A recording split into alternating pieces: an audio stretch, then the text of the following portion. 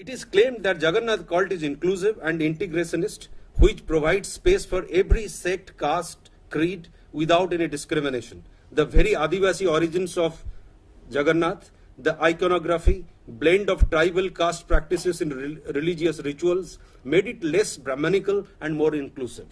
Moreover, as the cult was a systematic construction for legitimation, the Hindu rulers of Orissa made conscious attempts to make it appear inclusive. So you have a tradition today during the Rath Yatra or car festival, the king himself does what you call Chera Pahara. He acts as a sweeper. This has a great symbolic kind of significance that, there is nothing low and high, that the king can be a sweeper. There are many myths which further magnify the inclusionary features of Lord Jagannath. One such myth surrounds Dasia Bauri. Dasia used to weave as a weaver, so he used to sell clothes in a nearby Brahmin village. So he went to this Brahmin village and found a coconut tree, and he wanted that he must send this coconut to Lord Jagannath. But there was a condition. When he gave that coconut to his village Brahmin, he said, "You will offer the coconut to my Lord. If he receives it from your hand, then only you will give it to him. Otherwise, bring the coconut back." They made, of course, fun of Dasia, that they said that we take truckloads or cartloads of stuff to Jagannath. Jagannath has never received anything. So near the temple gate, in a sarcastic way, the Brahmin said, "O Daru Brahma, Baligram Dasia has sent this coconut for you. Please accept it, extending your lotus hand. Otherwise, I will take it back." Suddenly, the Lord extended his long arm from the altar and took the coconut from the hand of this Brahmin. Thus, Dasia proved that the simple villager can communicate to the Lord directly, and the Lord of the universe also accepts this offering from the Bhakt, even if he is from the lower caste. There are many such myths which put premium on Bhakti in Jagannath culture.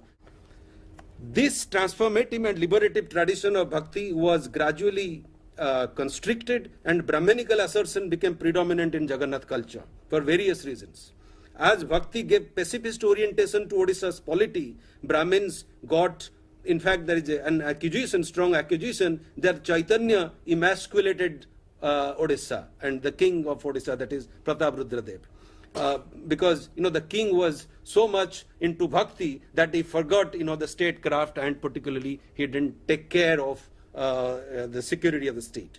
When Odisha came under the Afghan rule in 1568, the Jagannath court gradually turned towards exclusivism and inward looking. Muslim rulers were replaced by the Marathas, and finally Odisha came under the British in 1803. While Maratha rule gave prominence to the Brahmins, the colonial route gave impetus to the consolidation and legitimation of the Jagannath cult further and encouraged Brahmanical ascendancy. Christian missionaries, by depicting Jagannath as evil and Hindus as heathens, further helped Brahmins to emerge as the custodian and protectors of Hinduism. Thus, by the 19th century, Jagannath culture has become more Brahmanical, exclusionary and discriminatory. Temple doors were closed to the untouchables. Bhima Bhoi, rejecting this exclusivism, we find the emergence of a new religion in Odisha in the 19th century called Mahima Dharma, particularly spreading across western Odisha and part of Chhattisgarh. This new religion offered the subaltern, particularly women and untouchables, a new sense of dignity and enabled them to question the discrimination inherent in the Brahmanical Hinduism. Bhima Bhoi, a blind poet, 1850 to 1895, propagated the glory of Mahima Swami. Bhima Bhoi affirms in his Stuti Chintamani that men and women with no discrimination of high and low take refuge in the name. In other words, those who were excluded from rituals and worship, to whom the entry of temples was previously denied, got free access through Mahima Dharma.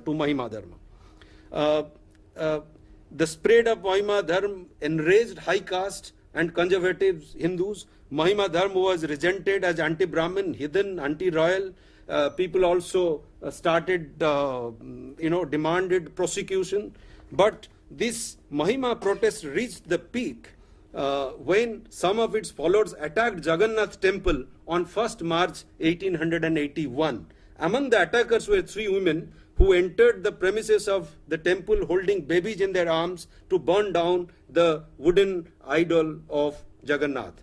This incident perhaps added a new chapter to the history of Orissa by giving a challenge to the Jagannath cult. Though Mahima Dharma could not become a substitute for the Jagannath cult, it certainly compelled it to rethink its approach towards the subaltern, strongly anchored in Nirguna Bhakti, I would argue. It gave a jolt to ideal worship, which was made Brahmanism indispensable to Hinduism.